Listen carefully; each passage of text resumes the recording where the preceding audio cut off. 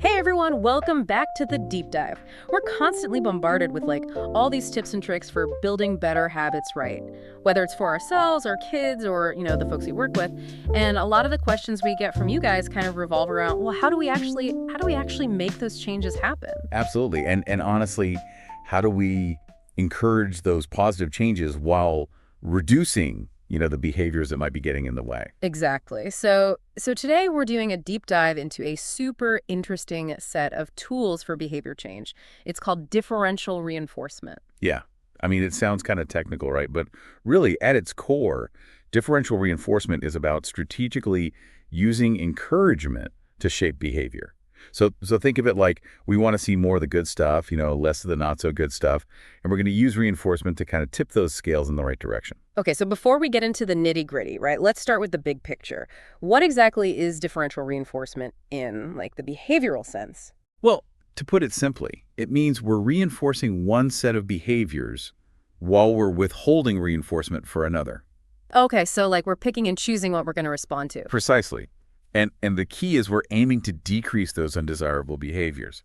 But here's the thing.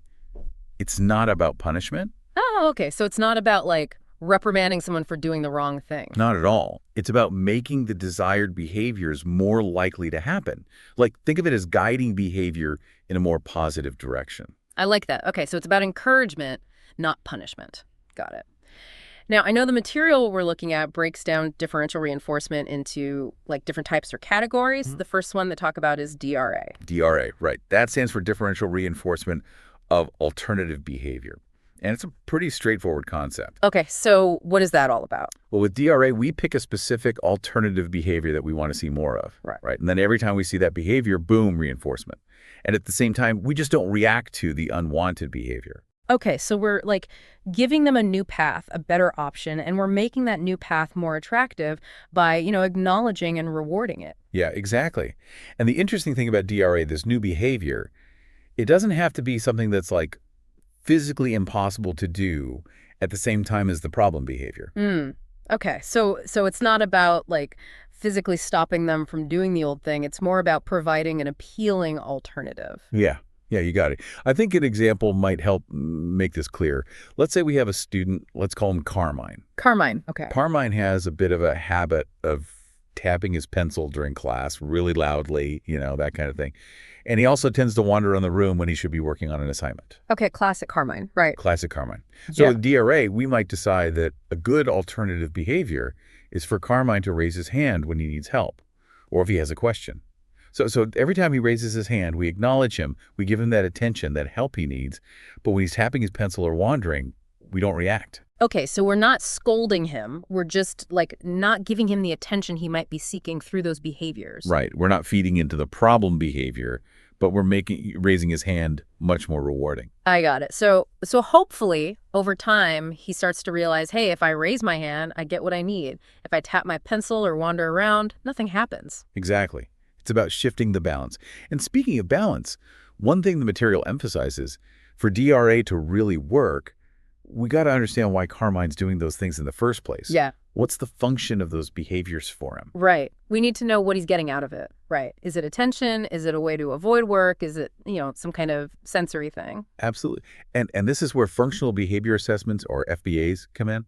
FBAs help us figure out what's driving the behavior, because once we understand the why, we can choose an alternative behavior that serves a similar purpose for him. I see. So if Carmine is tapping his pencil because he's bored or restless, then just reinforcing hand raising might not be enough. Unless, of course, the questions he asks when he raises his hand help him engage more with the material and make it less boring. You got it. It's about making the alternative behavior genuinely more fulfilling for him. Makes perfect sense. Now, the material also mentions a real-life example of DRA, with a child who would often have tantrums in the grocery store. Oh, yeah, that's a good one. This is a classic scenario for a lot of parents, right? Totally. Can you walk us through that example? What did they do?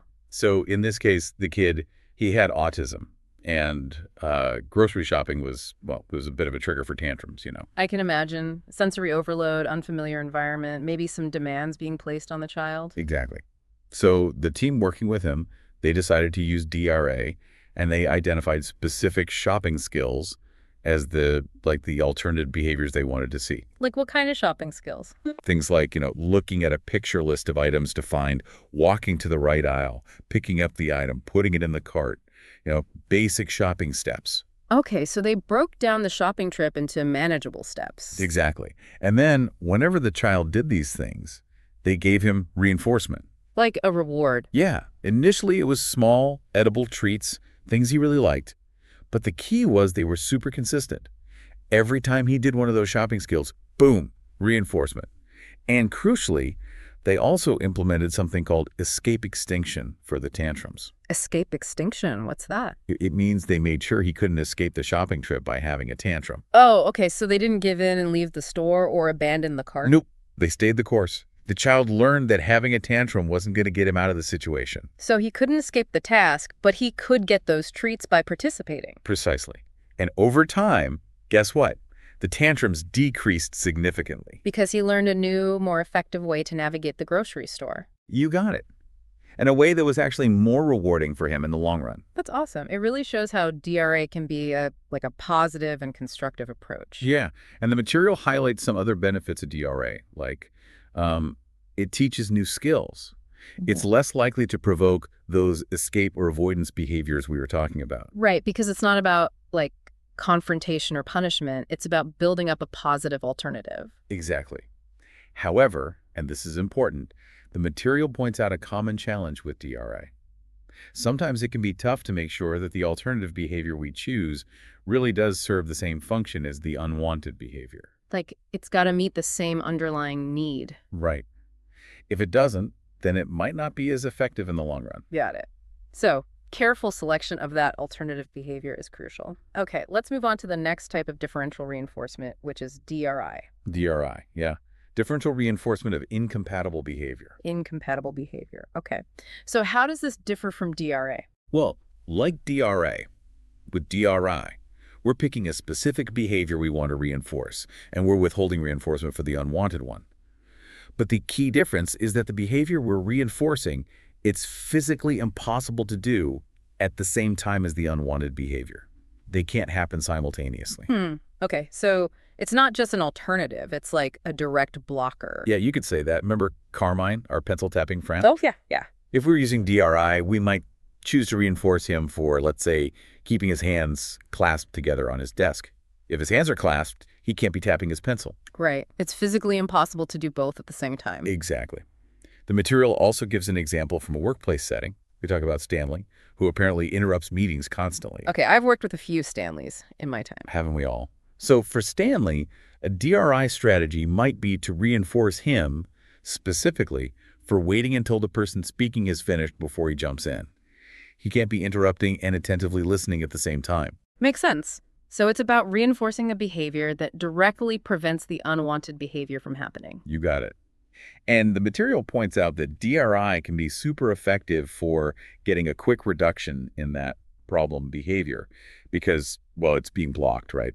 But there's a catch. Oh, there's always a catch, isn't there? Right. The challenge with DRI can be finding an incompatible behavior that, actually makes sense in that situation. It's got to be something that's functional and appropriate for the individual. Got it. So it's not just about finding any old incompatible behavior. It's got to be a good fit. Now, the material mentions escape extinction again, this time in the context of both DRA and DRI. Yeah, escape extinction is often used alongside DRA and DRI, especially when the function of the unwanted behavior is escape motivated. So, if the kid is throwing a tantrum to get out of doing something, escape extinction means we don't let them escape. Exactly. Yeah. We're making sure that the problem behavior no longer leads to that escape. So, with DRA and DRI, we're teaching a new way to get their needs met. And with escape extinction, we're making sure the old, undesirable way doesn't work anymore. That's a good way to put it. Okay, the next one up is DRO, differential reinforcement of other behavior. This one sounds a little different. It is a bit different. With DRO, we're not necessarily focusing on a specific replacement behavior. We're reinforcing the absence of the problem behavior for a certain period. Okay, so we're rewarding them for not doing the thing we don't want them to do. Exactly. Let's go back to Carmine. If the target behavior is his pencil tapping, we might set a timer for, say, 5 minutes. If during those 5 minutes he doesn't tap his pencil once, he gets a reward like a sticker or some praise. It doesn't matter what else he might be doing during that time as long as he's not tapping his pencil. Interesting. So we're not specifying what he should be doing. We're just rewarding him for the absence of the problem behavior. Exactly. And the material actually breaks DRO down further into a few different types. There's whole interval DRO. Whole interval? Yeah, with whole interval DRO, the behavior has to be absent for the entire interval, like the whole 5 minutes in our example, for the reward to be given. Okay, so no tapping at all during that time. Hmm. Then there's momentary DRO, right? What's the difference? With momentary DRO, we only look for the absence of the behavior at the very end of the interval. So like when the 5-minute timer goes off, if Carmine isn't tapping his pencil at that exact moment, he gets the reward, even if he might have tapped it earlier during that 5-minute period. Oh, okay, so it's a bit more lenient. Right. The choice between whole interval and momentary DRO often depends on the specific behavior and the individual's capabilities. Makes sense. And then there's progressive DRO or drop P. What's that about? Progressive DRO involves gradually increasing the length of that time interval. So you might start with a shorter interval, like 2 minutes without the behavior, and once the person's consistently successful at that, you gradually bump it up to 5 minutes, then 10 minutes, and so on. So we're raising the bar as they get better at controlling the behavior. Exactly. It's a way to shape behavior over time. Got it. Now, the material mentions some advantages of using DRO, like it can be used for a pretty wide range of behaviors, and you don't necessarily need to figure out a specific alternative behavior to reinforce. Yeah, those are definitely pluses. DRO can be a good option when you simply want to decrease a behavior, but you're not sure yet what you want to replace it with. Okay, so it's a good starting point, maybe, but are there any downsides to using DRO? Well, as with any technique, there are potential drawbacks. One is that because we're only focusing on the absence of the problem behavior, we might accidentally reinforce other less desirable behaviors that happen during that interval. I see. So if Carmine stops tapping his pencil but starts, like, humming loudly instead, we might end up reinforcing the humming without meaning to. Exactly. Another potential issue is that DRO doesn't directly teach a new skill. Right. It's more about suppression than replacement. Right. And then there's the risk of the problem behavior coming back if the reinforcement isn't consistently applied. So, like, if we get lazy with giving those stickers or praise, the pencil tapping might return. That's a possibility. Consistency is key with all of these techniques. Oh, and the material mentions the dead man's test again, this time in relation to defining the absence of behavior in DRO. The dead man's test, yeah. Remind us what that is again. It's a quirky little test, but it's helpful. Basically, it asks, can a dead person do it? Okay, how does that apply to DRO? Well, sometimes we might try to reinforce the absence of something that's not really a behavior. For example, we might say, I'm going to reinforce you for not yelling, but a dead person also doesn't yell. Right. So not yelling isn't really a behavior we can reinforce. Exactly. The dead man's test helps us make sure we're targeting a specific observable behavior. Okay, that makes sense. So what are some ways to prevent the problem behavior from coming back when using DRO? One really effective strategy is to combine DRO with either DRA or DRI. So you're not just reinforcing the absence, the unwanted behavior, but you're also actively reinforcing a desired alternative behavior. And as always, consistent reinforcement is crucial. The more consistently we reinforce that absence of the problem behavior, the more likely those positive changes are to stick. Got it. Okay, moving right along. We've covered DRA, DRI, and DRO. Now let's talk about DRL, differential reinforcement of low rates of behavior. Sometimes it's called space responding DRO. With DRL, our goal isn't to eliminate the behavior completely, but to reduce how often it happens. We want to see it less, but not necessarily never. Okay, so it's for behaviors that are maybe not a huge problem, but they happen a bit too much. Exactly. We're aiming for moderation, not eradication. So, like, let's say Carmine, our buddy, he has a habit of calling out answers in class without raising his hand. It's not the end of the world, but it can be disruptive. Right. So DRL, we might set a limit. We could say, okay, Carmine, if you call out less than 3 times during this lesson, you get a sticker. So we're not telling him to never call out, just to do it less often. Exactly. We're reinforcing a lower rate of the behavior. And there's a variation called spaced responding DRL, where we reinforce the behavior only if a certain amount of time has passed since the last time he called out. Oh, interesting. So it's about creating space between those call-outs. Right. It's about teaching him to pause and think before he blurts out an answer. The material suggests that DRL is a good choice for behaviors that aren't inherently bad, but they just happen too frequently. Can you think of another example, like outside of the classroom? Sure, think about someone who constantly seeks reassurance, even for things they've been reassured about a million times. Okay, so they're like constantly seeking validation. Yeah. You wouldn't want to completely extinguish their need for reassurance, but you might want to help them find a balance. DRL could be used to reinforce them for waiting longer between requests for reassurance. I see. So it's about helping them build confidence and independence. Exactly. Yeah. And one thing the material emphasizes with DRL is the importance of setting a realistic initial rate. You don't want to set the bar so high that the person never experiences success. Right. You got to start where they are and gradually work up to the desired level. Exactly. And just a quick point, the material also mentions that if your ultimate goal is to eliminate the behavior completely, then DRL might not be the best strategy because it still involves reinforcing some occurrences of the behavior. Got it. Okay, last but not least, we have DRD, differential reinforcement of diminishing rates, also known as complete or full session DRL. With DRD, we're looking at the total number of times the behavior happens during a specific period, like a whole class period, a therapy session, or even a workday. Reinforcement is given at the end of that session if the total count is at or below a certain number. And the key with DRD is that this target number usually gets lower over time. Okay, so it's like we're setting a goal for the whole session, and that goal gets more challenging as time goes on. Exactly. So if Carmine typically calls out 15 times during a class, we might start by reinforcing if he calls out 12 times or less. Then the next day, the target might be 10 callouts or less, and so on. So it's a gradual reduction over time. Precisely. It's a way to slowly shape behavior towards that zero occurrence goal. The material emphasizes that consistent monitoring and data collection are super important with DRD because you need to know exactly how often the behavior is happening to adjust that target number appropriately. Makes sense. You got to track the progress to make sure it's working. Oh. Wow, we've covered a lot of ground here. DRA, DRI, DRO, DRL, DRD. That's a lot of acronyms. It is a lot to take in, but the key takeaway is that differential reinforcement is all about finding the right tool for the job. You got to choose the technique that best fits the specific behavior and your goals. Right. It's about being flexible and tailoring the approach to the individual. Now, the material shifts gears a bit and talks about some practical applications and things to keep in mind when using these techniques. And they start by reiterating the importance of something we've touched on a few times, the functional behavior assessment, or FBA. Yeah, the FBA is absolutely crucial. Remember, we need to understand the why behind the behavior. Why is the person doing this? What need is it serving for them? What are the triggers? What happens afterwards that might be reinforcing the behavior?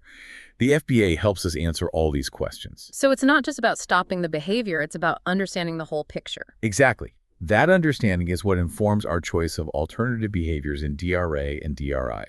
It also helps us decide what time intervals to use for DRO, DRL, and DRD. Without a good FBA, our differential reinforcement strategies are much less likely to be successful in the long run. Makes perfect sense. Now, the material also mentions something called the catch 'em being good game, which sounds like a really positive approach. The catch 'em being good game is all about being proactive. It's about shifting our focus from waiting for problems to happen to actively looking for and reinforcing those good behaviors we want to see more of. So instead of just reacting to the bad stuff, we're actively encouraging the good stuff. I like that. Right. And often by doing that, we naturally see a decrease in those unwanted behaviors because they're not getting as much attention or reinforcement. So it's a win-win. Now, I know the material also talks about some of the challenges that professionals might face when trying to use these techniques in the real world. What are some of the common hurdles? One of the biggest challenges is consistency. For differential reinforcement to work, everyone involved needs to be on the same page. Parents, teachers, therapists, caregivers, everyone has to understand the plan and implement it consistently. Right. You can't have one person reinforcing the behavior and another person ignoring it. That's just going to confuse things. Exactly. Another challenge is when the unwanted behavior gets accidentally reinforced by other people, even if it's just once in a while. Even a little bit of reinforcement can be enough to keep that behavior going. Right. So we got to be really vigilant. And we talked about this earlier, finding that perfect alternative behavior for DRA, the one that truly serves the same function as the unwanted behavior, that can be tricky. Absolutely. Yeah. And then there's the issue of extinction bursts. Sometimes when you first start with holding reinforcement for a behavior that used to get a response, you might see an initial increase in that behavior. Like the person's trying harder to get that reinforcement back. Exactly. It's like they're testing the boundaries. It's important to be prepared for this and to stay consistent with the plan. And we also need to be on the lookout for what's called bootleg reinforcement. Bootleg reinforcement, okay. But What's that? it's when the person finds other ways to get the reinforcement they're seeking, even though we're trying to withhold it. So like if we're trying to ignore a child's attention-seeking behavior in the classroom, but they're getting attention from other kids, that would be bootleg reinforcement. Exactly. That attention from peers is undermining our efforts to extinguish the behavior. Got it. Okay, this has been a super thorough overview of differential reinforcement. We've covered a lot. But if we had to boil it all down to a few key takeaways for our listeners, what would they be? The most important thing is to remember the basic principle. Reinforce what you want to see more of, and withhold reinforcement from what you want to see less of. It's as simple as that. And differential reinforcement is all about doing that strategically and consistently. Think about the specific behaviors you'd like to change, and then figure out what kind of reinforcement would be motivating for the individual, and which of those techniques, DRI, DRO, DRL, or DRD, might be the best fit for that situation. So it's about being thoughtful and intentional with our reinforcement. Absolutely. And being patient. Behavior change takes time and consistency. Okay, just to quickly recap one last time. We've talked about DRA, which reinforces alternative behaviors, DRI, which reinforces incompatible behaviors, DRO, which reinforces the absence of the problem behavior, DRL, which reinforces low rates of behavior, and DRD, which reinforces diminishing rates of behavior. That's a mouthful. It is, but hopefully it's all starting to make sense. This has been so insightful. Thanks for breaking it all down for us. My pleasure. It's fascinating stuff, and I hope our listeners find it useful. Before we wrap up, I want you to think about this. What behaviors are you unintentionally reinforcing in your own life or work? And how could you use these principles of differential reinforcement to create more positive changes? It's a powerful question to ponder. Thanks for joining us on The Deep Dive. We'll see you next time.